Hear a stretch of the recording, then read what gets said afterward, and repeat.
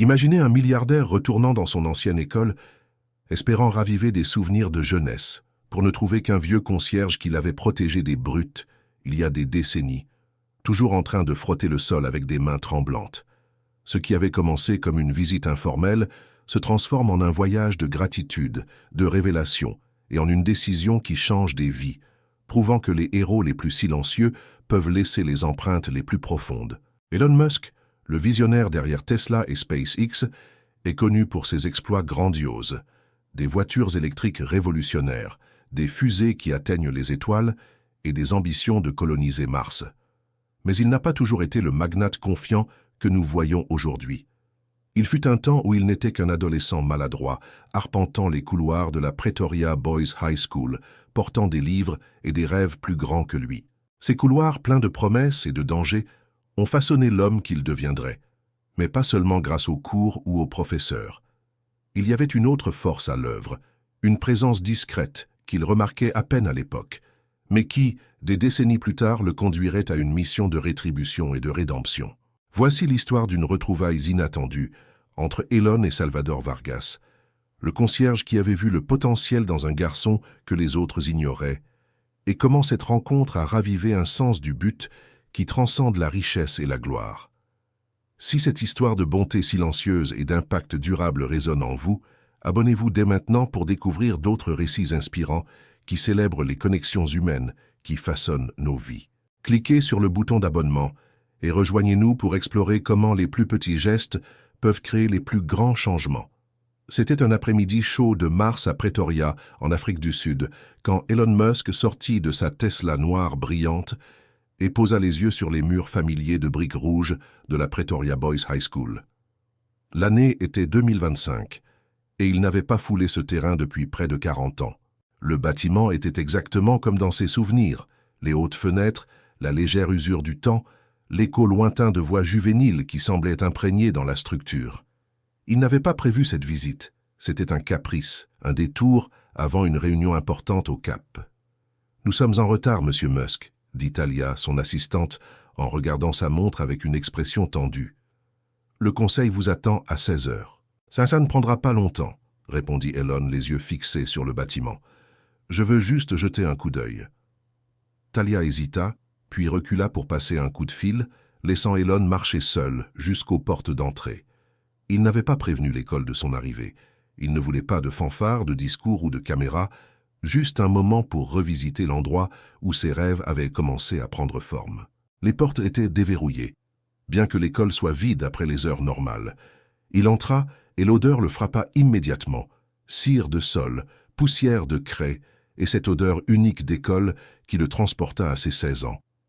Ses pas résonnèrent dans le couloir principal alors qu'il passait devant la salle de mathématiques où il avait résolu ses premières équations complexes et la bibliothèque où il se cachait pendant le déjeuner pour échapper aux brutes. Il fit glisser ses doigts le long du mur, sentant les petites aspérités de la peinture écaillée, perdues dans ses pensées.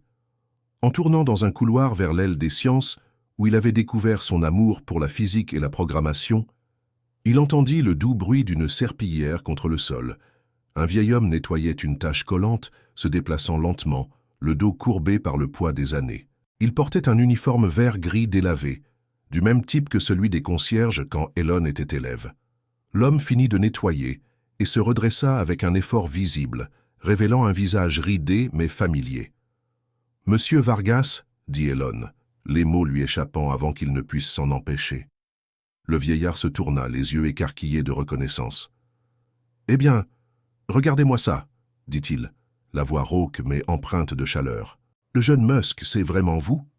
Elon avança d'un pas, stupéfait. Salvador Vargas avait été le concierge de l'école pendant ses années d'élève. Il semblait déjà vieux à l'époque, ou du moins, c'est ce que pensait l'adolescent Elon. Le voir encore là, à plus de 80 ans, tenant une serpillière et un seau, était presque surréaliste. « Vous travaillez encore ici ?» demanda Elon, incapable de cacher sa surprise. Vargas hocha la tête, s'appuyant sur sa serpillière avec un sourire. « Où serais-je sinon? Cet endroit, c'est ma maison. 52 ans maintenant. » Il désigna le couloir vide d'un geste. « J'ai vu passer beaucoup de jeunes brillants par ici. » Elon fit un rapide calcul. 52 ans signifiait que Vargas avait commencé avant même sa naissance. « J'ai vu ce que vous avez fait », poursuivit Vargas en riant doucement. « Des voitures électriques, des fusées spatiales. Je dis aux enfants que je vous ai connus à leur âge. Certains ne me croient pas. » Un étrange pincement serra la poitrine d'Elon. Il se souvenait de Vargas apparaissant au bon moment, comme par magie, chaque fois que les brutes rôdaient ou nettoyant près de la bibliothèque quand il avait besoin d'un refuge. De petits actes de gentillesse qui avaient signifié le monde pour un garçon solitaire. « Vous devriez être à la retraite », dit Elon, fronçant les sourcils. « Profitez de la vie. » Vargas haussa les épaules. « C'est mon plaisir. Les jeunes me tiennent debout. » Il se tape à la poitrine. « Ils me gardent jeune ici, même si le reste de moi vieillit. » Une cloche sonna quelque part dans le bâtiment et Vargas reprit sa serpillière. « Cours supplémentaire. Je dois finir avant que le club de robotique n'arrive. » Il commença à s'éloigner, puis se retourna. « Ça fait plaisir de vous revoir, monsieur Musk. Vous avez bien réussi. » Quelque chose dans la vision de Vargas, ses mains noueuses, son dos voûté, toujours en train de frotter le même sol après des décennies, remua Elon. Cet homme avait consacré sa vie à l'école et aux élèves. Quelle sorte de retraite pouvait-il avoir avec le salaire d'un concierge? « Monsieur Vargas, » appela Elon, « vous avez le temps pour un café? Je voudrais discuter. » Vargas sembla surpris, puis ravi. « Pour vous? Bien sûr. Donnez-moi 20 minutes pour finir ce couloir. »« J'attendrai, » dit Elon.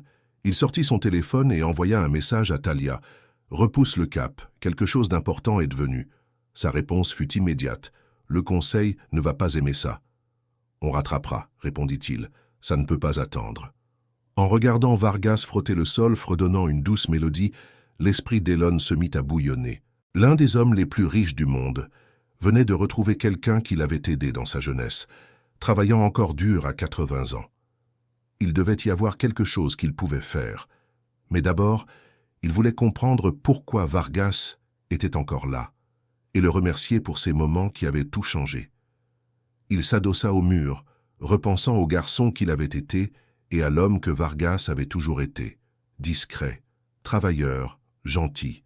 20 minutes plus tard, ils étaient dans une petite salle des professeurs, avec une vieille cafetière et des canapés usés.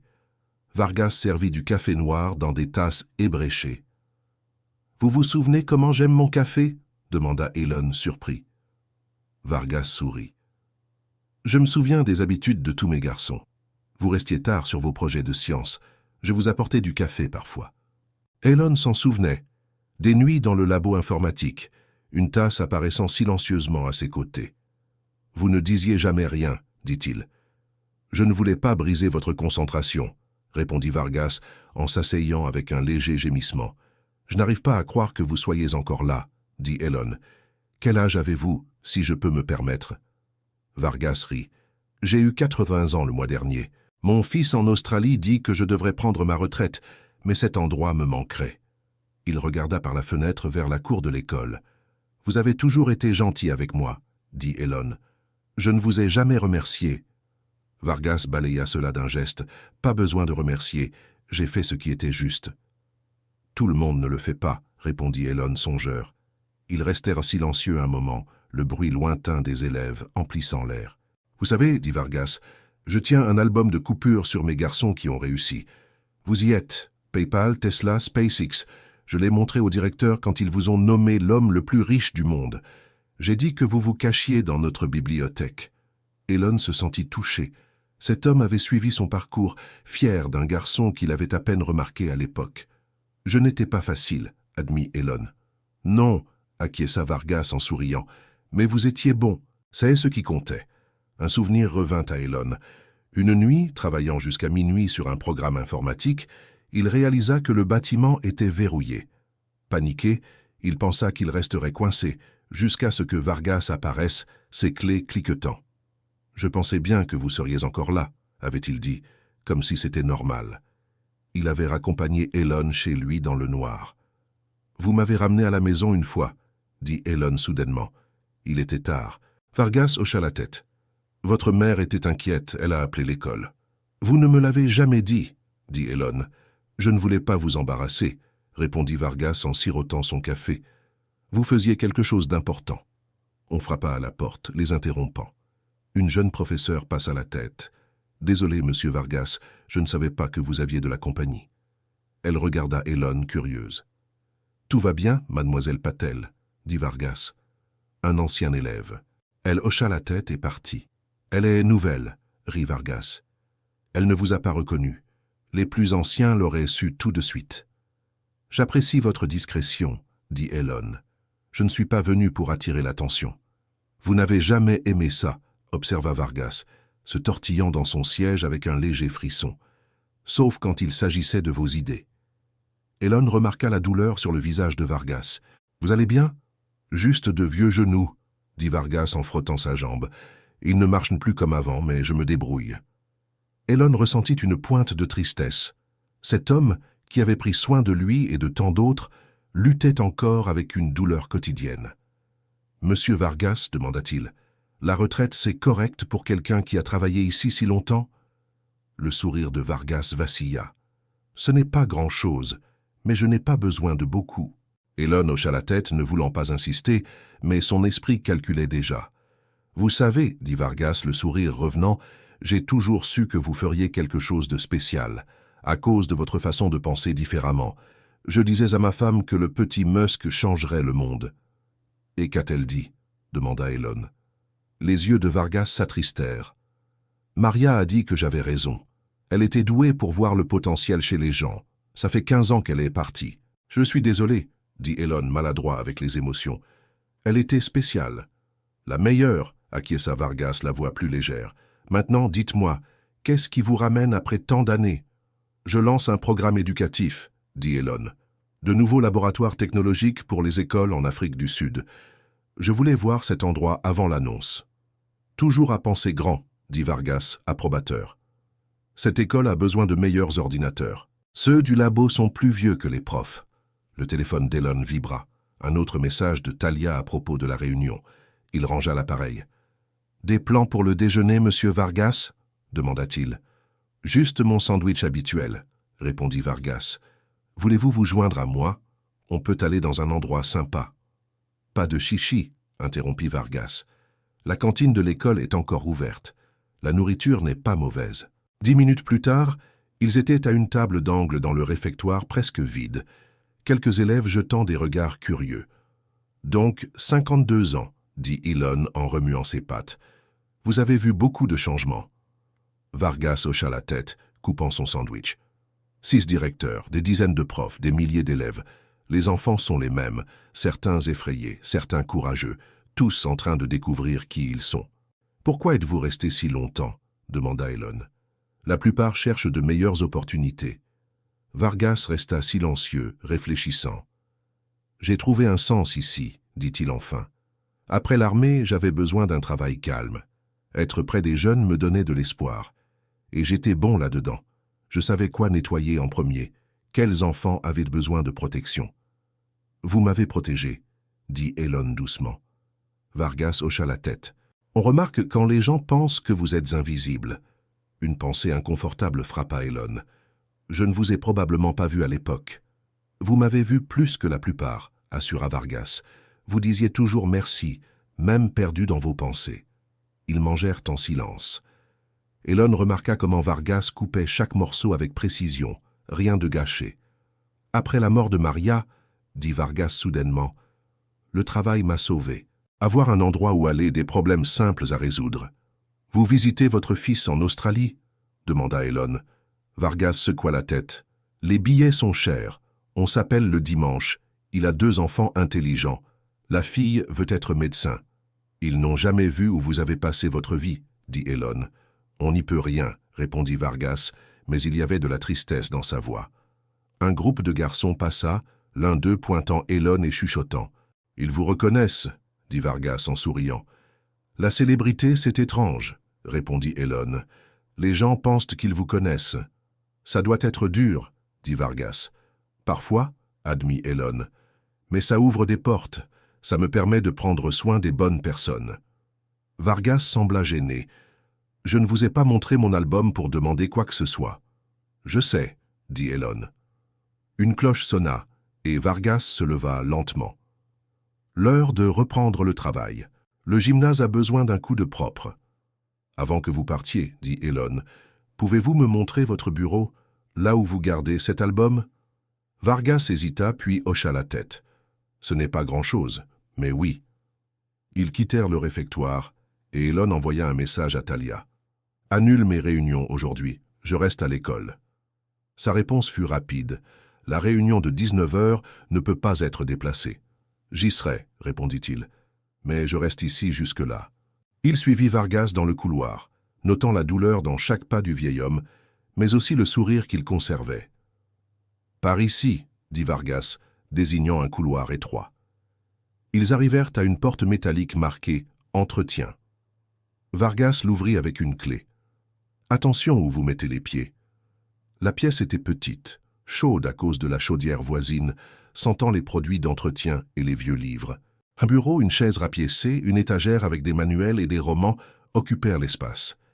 Des photos encadrées d'une femme souriante, Maria, présuma Elon, et d'un jeune Vargas dans l'armée étaient accrochées au mur. « Mon royaume », dit Vargas en riant. « 20 pieds carrés, rien qu'à moi. » Il prit un vieux registre sur l'étagère et le tendit à Elon. « Mon livre de souvenirs. » Elon ouvrit les pages jaunies, remplies de notes manuscrites sur des élèves sans nom, juste des histoires.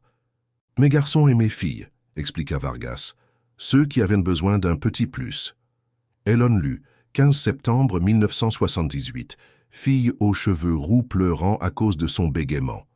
J'ai laissé un livre sur des gens célèbres avec des troubles de la parole. Elle a souri après. 3 mars 1982, garçon dont le père est mort.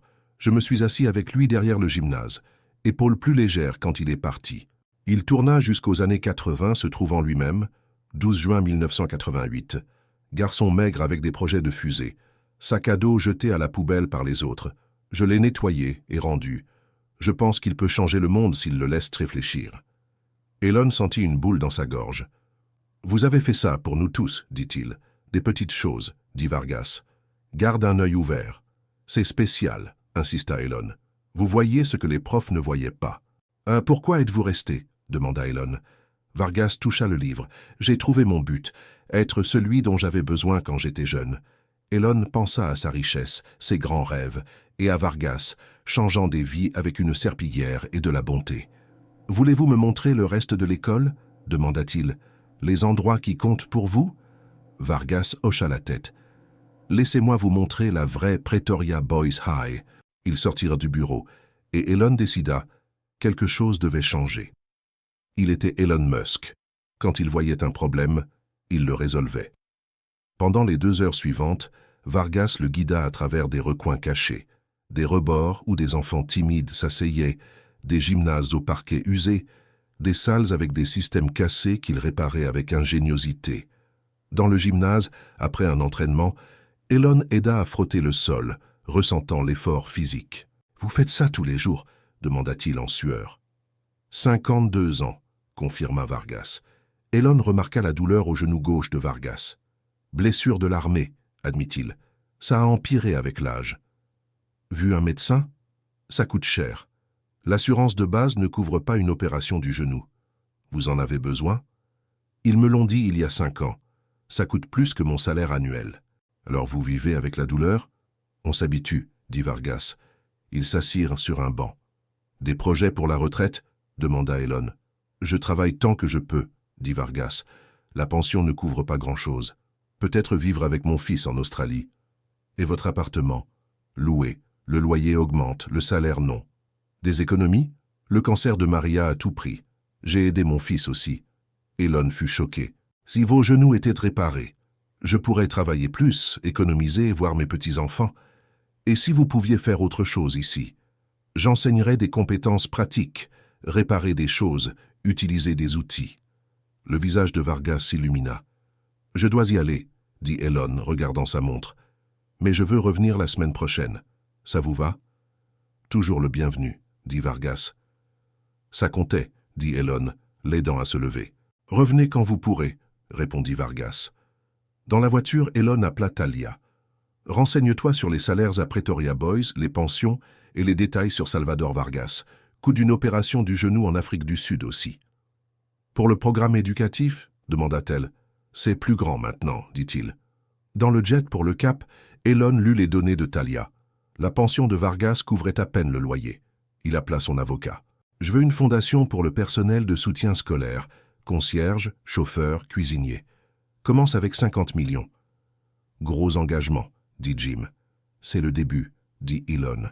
À Grace, de l'équipe éducative, ajoute des compétences pratiques au programme, codage et menuiserie, et un poste de mentor avec une vraie expérience. » Ce soir-là, à l'hôtel, il esquissa un plan dans un carnet, sachant quoi faire à son retour.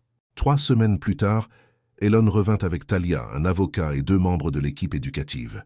« Rien ne se passe tant que je n'ai pas parlé à Vargas, dit-il.